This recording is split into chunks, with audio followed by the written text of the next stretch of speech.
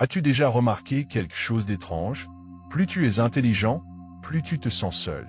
Pas parce que tu es difficile, pas parce que tu as tort, mais parce que le monde n'est pas fait pour les esprits comme le tien. Et personne ne veut l'admettre. Socrate a été condamné à mort pour avoir posé trop de questions.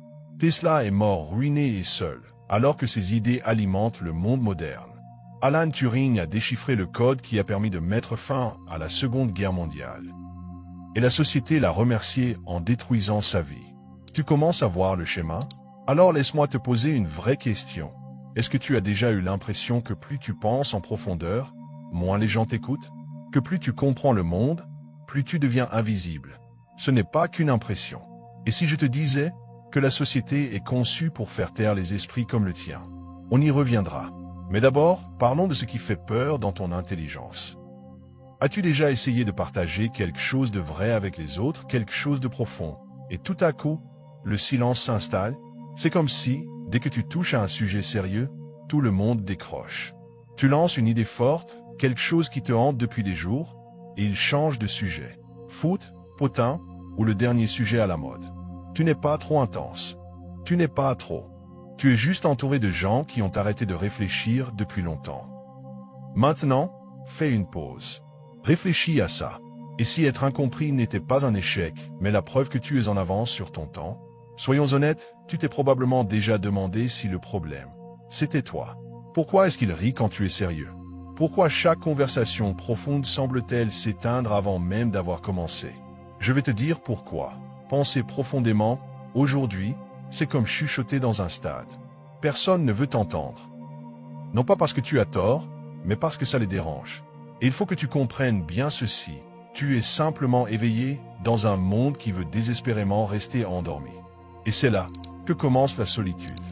Voici quelque chose que la plupart des gens n'admettront jamais. Les personnes intelligentes n'ont pas besoin de parler pour déranger. Il suffit qu'elles soient là. Et ce n'est pas parce qu'elles crient ou cherchent à prouver quelque chose. C'est parce que leur présence reflète ce que les autres essaient d'éviter. Les esprits brillants sont des miroirs, pas des mégaphones. Tu ne cries pas, tu révèles. Et c'est ça qui leur fait peur. Réfléchis grec. Quelqu'un entre avec des muscles impressionnants, on l'admire. Quelqu'un déborde d'argent, on l'envie peut-être, mais on l'admire quand même. Mais si quelqu'un entre et qu'il est clairement plus lucide que tous les autres, là, ça devient gênant. Parce qu'à la différence des muscles ou de l'argent, l'intelligence touche directement à ce que les gens sont au fond d'eux. Voilà pourquoi les gens se définissent par leur manière de penser. Alors quand tu arrives et que tu penses plus vite, plus loin, plus profondément, ce n'est pas seulement leurs idées que tu remets en question. C'est leur identité. Et Schopenhauer, brutal mais brillant, l'a parfaitement résumé. L'intellect reflète ce que les autres veulent éviter. La plupart des gens ne veulent pas faire face à leurs propres limites. Et quand ils sont autour de toi, ils n'ont plus le choix. Voici une vérité que beaucoup ne supportent pas. Les penseurs profonds ne sont pas détestés parce qu'ils ont tort. Ils sont détestés parce qu'ils ont raison, trop tôt. Et ça les rend dangereux. Tu l'as probablement déjà remarqué. La force. Les gens l'admirent. La beauté, ils l'encensent. La richesse, ils la poursuivent, la suivent, l'adorent. Mais l'intelligence, ça suscite des regards en coin. Ça provoque le silence. Ça rencontre de la résistance. Et la vraie question, c'est pourquoi? Voici où ça devient étrange. L'intelligence n'a même pas besoin de parler pour déranger. Tu peux entrer dans une pièce, t'asseoir, ne rien dire, et pourtant mettre tout le monde mal à l'aise. Parce que la force, la beauté, la richesse, ce sont des choses extérieures. Elles ne remettent pas en cause l'image que quelqu'un a de lui-même, intérieurement. Mais l'intelligence, elle va plus loin. Elle touche à ce que nous sommes profondément, à ce que nous croyons, à ce que nous pensons savoir. Alors quand quelqu'un arrive, avec une pensée plus vive, plus profonde, plus claire, ce n'est pas juste impressionnant.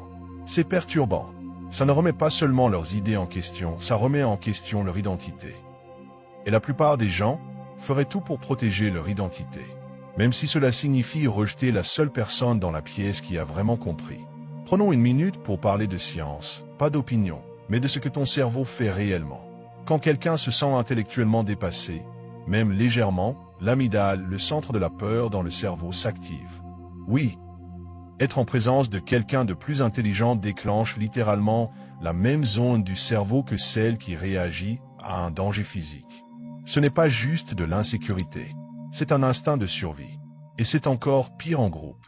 En tête-à-tête, ils peuvent parfois le supporter. Mais dès que d'autres personnes regardent, la pression pour tenir le coup explose. Parce que là, il ne s'agit plus seulement de se sentir stupide, il s'agit d'avoir l'air stupide.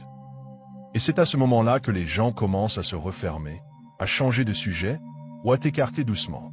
Pourquoi? Parce que le cerveau fait ce pourquoi il est programmé, protéger l'ego. Et voilà ce qui complique tout. Nous avons tous des biais cognitifs qui amplifient cette réaction. L'effet Dunning-Kruger, c'est quand les personnes les moins compétentes pensent être les plus intelligentes de la pièce. L'effet Backfire, c'est quand tu prouves à quelqu'un qu'il a tort et qu'au lieu de changer d'avis, il s'accroche encore plus à sa croyance. Et le biais du statu quo, c'est l'addiction du cerveau aux idées familières, même quand elles sont fausses. Donc si tu es quelqu'un qui questionne, qui voit plus loin, ou qui remet l'évidence en question, tu n'es pas juste mal vu. Tu es une menace pour leur équilibre mental. Les gens ne te rejettent pas, toi. Ils rejettent l'inconfort que tu représentes. Et voici où tout bascule.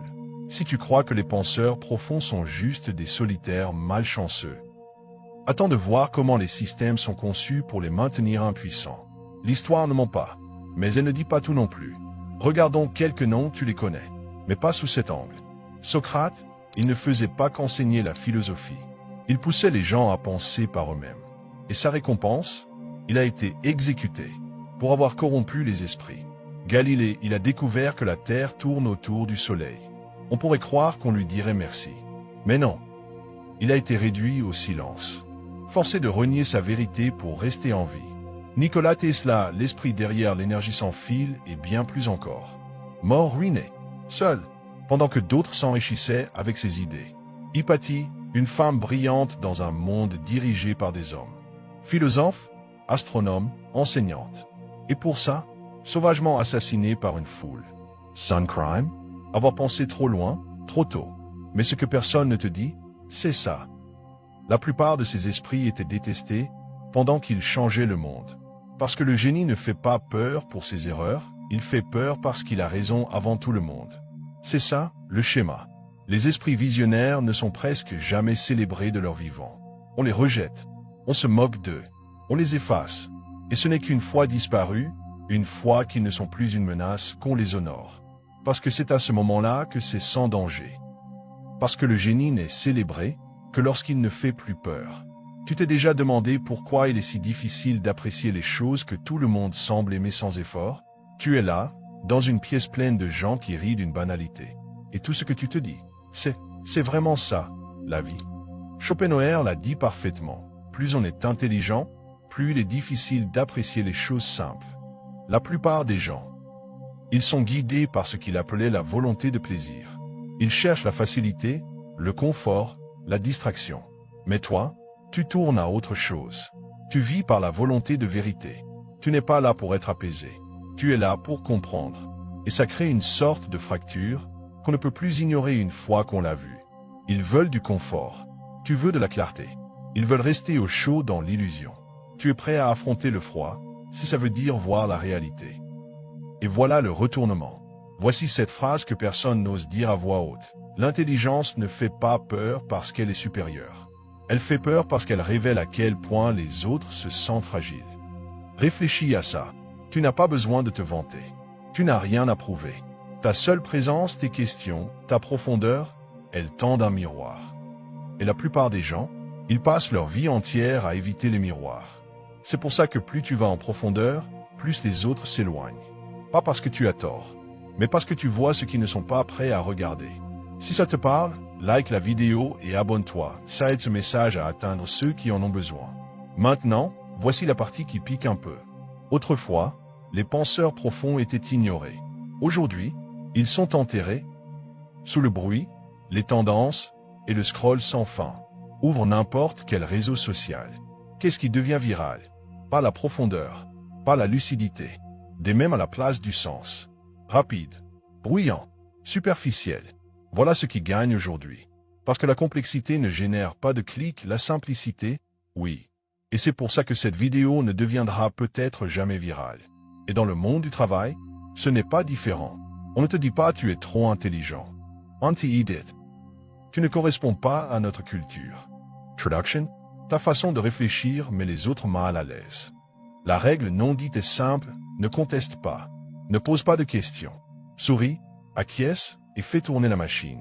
Et au moment où tu ne joues plus le jeu, tu deviens le problème. Maintenant, il ne faut pas ignorer ce qui vient, parce que ça frappe encore plus fort. Les femmes intelligentes, on leur dit de sourire davantage. Les hommes intelligents, on leur dit qu'ils sont trop intenses. Autrement dit, ne te contente pas d'adoucir tes idées, adoucis-toi toi-même. Et c'est là qu'il faut lâcher une vérité brutale. La société ne veut pas que tu penses profondément, elle veut que tu penses de manière commode. La pensée profonde perturbe le confort. Elle ralentit les systèmes fondés sur l'automatisme, l'obéissance et la vitesse. Alors si tu t'es déjà senti à part parce que tu réfléchis plus que les autres, ce n'est pas un bug du système. C'est le système. Étrange. Non? Le monde érige des statues des personnes qu'il a autrefois brûlées vives, non pas parce qu'il a changé d'avis, mais parce que le temps a rendu la vérité moins menaçante. Quand quelqu'un remet en question l'ordre établi, en temps réel, il devient dangereux. Mais une fois qu'il n'est plus là, une fois que sa vérité ne dérange plus, tout à coup, c'est un héros. Ce n'est pas que la société déteste l'intelligence. Elle déteste ce que l'intelligence nous force à affronter. Parce que la vraie intelligence n'apporte pas seulement des réponses, elle apporte des questions inconfortables. Des questions sur les systèmes qu'on accepte, les croyances qu'on a héritées et les rôles qu'on nous demande de jouer. Et la plupart des gens, ils préfèrent se sentir en sécurité plutôt que d'avoir raison. Alors les penseurs profonds, les visionnaires, les porteurs de vérité. On les ignore, on les ridiculise ou on les efface jusqu'à ce qu'il soit trop tard pour que ça compte. Et là, seulement là, on encadre leurs citations, on célèbre leur vie et on prétend qu'on aurait toujours été de leur côté. Mais s'ils étaient en vie aujourd'hui, ils seraient encore des marginaux. Et ça, c'est le paradoxe de ceux qui ont une longueur d'avance sur leur époque. Maintenant, voici ce que la plupart des intellectuels oublient, connaître la vérité ne suffit pas. Savoir qu'on l'a partagée, c'est ça, la survie. Schopenhauer avait compris quelque chose que beaucoup de penseurs ignorent. Tu n'es pas fait pour crier ta sagesse dans toutes les pièces. Tu es fait pour choisir tes pièces. Sorenhanitz. Essayer d'expliquer la profondeur à des gens accros au bruit, c'est comme offrir de la poésie à un orage. Alors ne cours pas après la foule. Ne t'affaiblis pas juste pour être compris. À la place, choisis la solitude. Pas comme une punition, mais comme une stratégie. Parce que la solitude, ce n'est pas de la solitude vide. C'est une protection. C'est de la clarté. C'est de la puissance. Et quand tu choisis de parler, parle comme Franklin avec humilité. Comme Feynman avec simplicité. Comme Ada Lovelace qui créait des espaces où les esprits pouvaient se croiser, pas s'affronter. Il savait une chose essentielle. L'intelligence n'a pas à isoler. Elle doit simplement être partagée avec sagesse. Tu n'as pas besoin que tout le monde te comprenne. Tu as juste besoin des bons. Et ils existent, crois-moi. Avant qu'on termine, il faut que tu entendes ça. Tu as probablement passé des années à te demander si quelque chose n'allait pas chez toi. Pourquoi tu te sens décalé? Pourquoi les gens s'éloignent quand tu parles avec ton âme? Pourquoi tu as toujours l'impression d'être trop? Mais la vérité, les penseurs profonds ne sont pas rejetés parce qu'ils ont tort. Ils sont rejetés parce qu'ils ont raison trop tôt. Ce n'est pas que tu es trop compliqué, c'est que la plupart des gens n'y sont pas encore. Et oui, ça peut faire mal profondément. Parce qu'être en avance, ça a un prix. Tu marches souvent seul. Mais voilà ce que personne ne te dit. Tu n'as jamais été trop profond, les autres étaient juste trop superficiels pour nager là où tu es. Laisse ça résonner. Parce que le monde, il a désespérément besoin d'esprits comme le tien. Pas dilué, pas réduit au silence, pas déformé pour rentrer dans le moule. Même si le monde n'est pas encore prêt à te dire merci, même s'il ne te donne jamais le crédit que tu mérites, tu dois continuer à penser, à questionner, à chercher, parce que tu n'es pas faux, tu n'es pas brisé, tu n'es pas trop, tu n'es pas seul, tu es simplement éveillé. Et dans un monde qui dort au volant, ça fait de toi quelqu'un de rare, quelqu'un d'essentiel. Maintenant, j'aimerais t'entendre directement. Est-ce qu'on t'a déjà rejeté parce que tu pensais trop profondément, parce que tu posais les questions que personne ne voulait entendre, parce que tu voyais ce que les autres préféraient ignorer? Raconte ton histoire, pas pour attirer l'attention, mais pour créer une connexion. Parce que quelque part, quelqu'un porte le même silence que toi. Et peut-être que ta voix, c'est celle qui va enfin le faire se sentir vu. Commençons le genre de conversation que la plupart fuient. Pas en surface, pas édulcorée, mais réelle, crue, honnête. Et si tu as déjà ressenti cette forme d'isolement, ce courage silencieux, laisse un commentaire maintenant avec cette phrase. Aujourd'hui, je suis prêt à être seul, si c'est le prix pour rester vrai. Si ce message a résonné en toi, like cette vidéo, abonne-toi pour plus de vérité que peu osent dire, et envoie-la à quelqu'un à qui on a toujours dit. Tu réfléchis trop.